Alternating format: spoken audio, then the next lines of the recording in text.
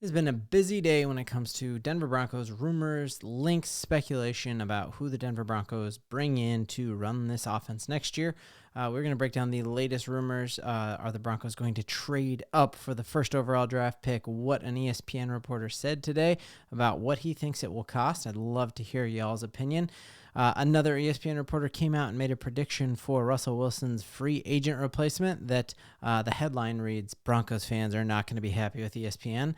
I don't know. I'm not that upset about the headline. We'll get into that and so much more. If you're new to this channel, my name is Ben. I break down all things Denver Broncos, and it is awesome to have you along for the ride. So the first giant piece of news that we hear all over the place is originally kind of scooped by Cecil Lammey.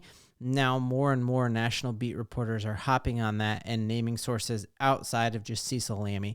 And those rumors are that the Denver Broncos are very interested in trading up for Caleb Williams. We remember the famous quote that Sean Payton had when he was on the Colin Cowherd show, where he said he was worried that the NFL was going to have to institute a lottery system like the NBA had because Caleb Williams was so good that teams would tank for him.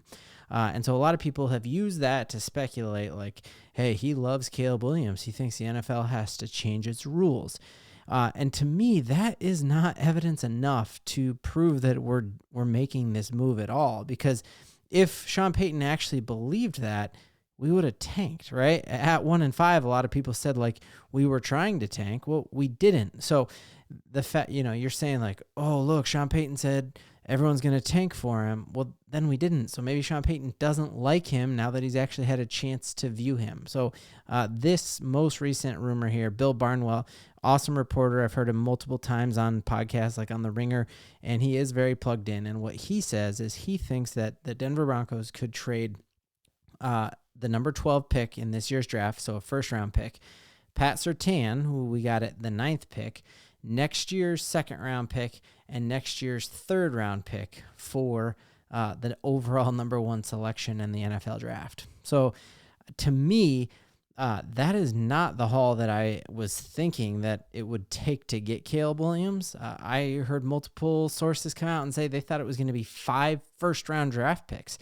in order, right? People were saying it was going to be Jerry Jeudy and Pat Surtain, who were both firsts, plus this year's first, and then 2 more. So the fact that this deal has now been whittled down to just basically 2 first-round draft picks and a second and a third-round draft pick, it is a much more palatable deal.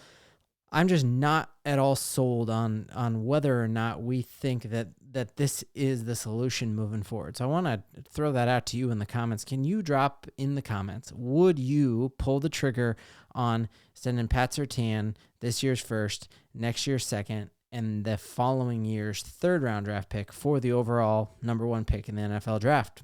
To me, it's a much, much better deal than it was before.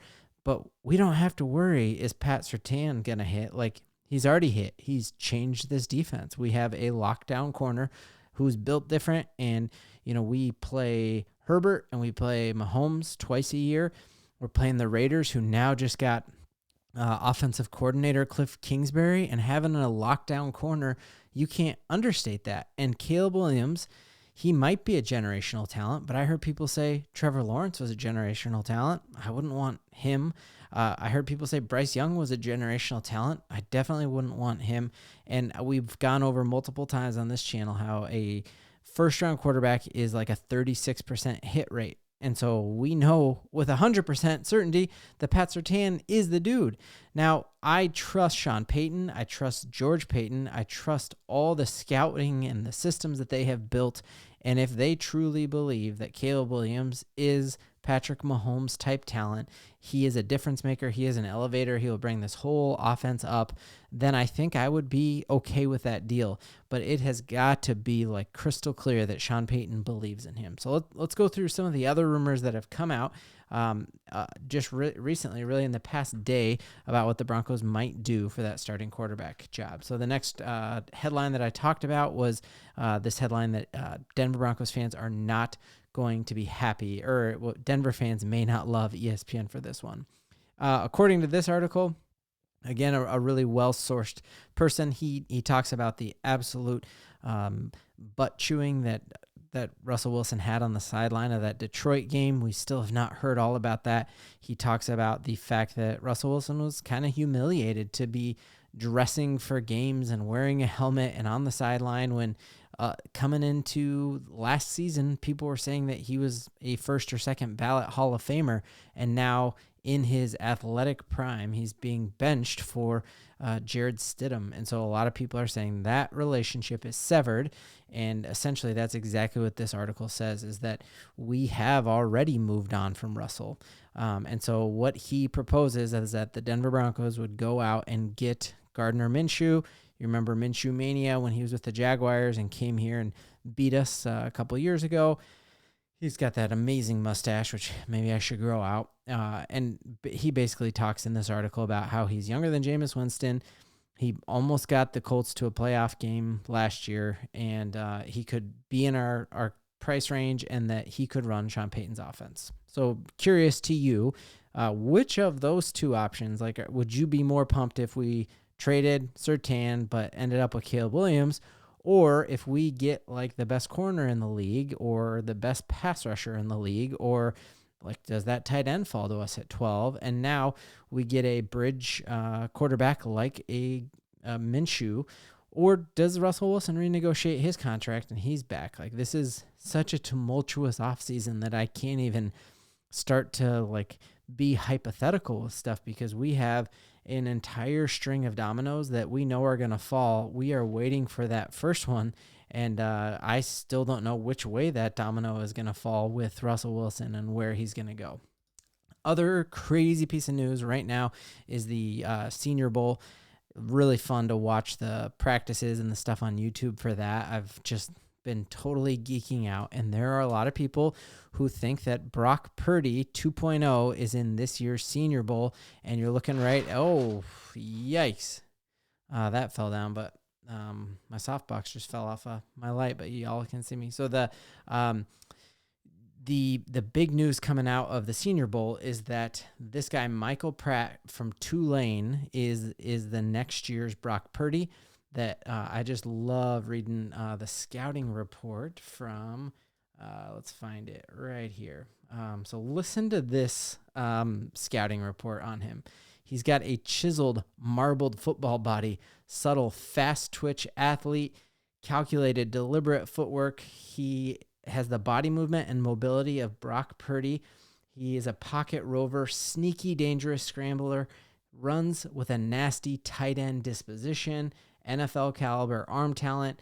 And you just look at him like coming out of high school, and you just look at the schools that had him in for official and unofficial visits. That he went to the University of Miami, the Florida Gators looked at him, Harvard, Yale, and then he ended up being at Tulane. Now, the interesting thing with Tulane is we've seen Sean Payton lean back on his well of all of his New Orleans connections. And I think the count right now is that there are 19 players or coaches who were in New Orleans or scouts who are now part of the Denver Broncos. And you hear people say that we're the Denver Saints now or whatever. And the Tulane connection is very, very interesting, because for most of Sean Payton's tenure as the head coach of the Saints, they did their training camp at Tulane. He's good friends with the Tulane head coach, and so he would have seen all of the Michael Pratt action in person. He was at multiple games. There's pictures of him during his year off there, and knowing that coach is a text away, that you're sharing facilities with this team. And so you know that he's got the inside track. The other thing is, as we look at rankings coming out of the Senior Bowl and who's there, everyone's saying that Michael Penix is the best quarterback at the Senior Bowl right now. But under that, above Bo Nix, above Spencer Rattler, rising through the rankings of who's done the best so far in practices is our main man, is our future quarterback, perhaps, Michael Pratt from Tulane. So that would be really interesting. As I look at the ages of things, the big thing that scares me about Drake May and that scares me about Caleb Williams and Jaden Daniels and Penix is they're older dudes. Like, they have been dominating younger players. And there's a big difference between throwing, if you're like a 23, 24-year-old dude, throwing against like a 19-year-old who was in his mom's house last year and you're a fifth-year senior, and playing against a Patrick Surtain, or like having to worry about Aaron Donald coming up the middle. Like, that's grown man strength, and that's really different. And what you hear from naysayers about Penix's ceiling is that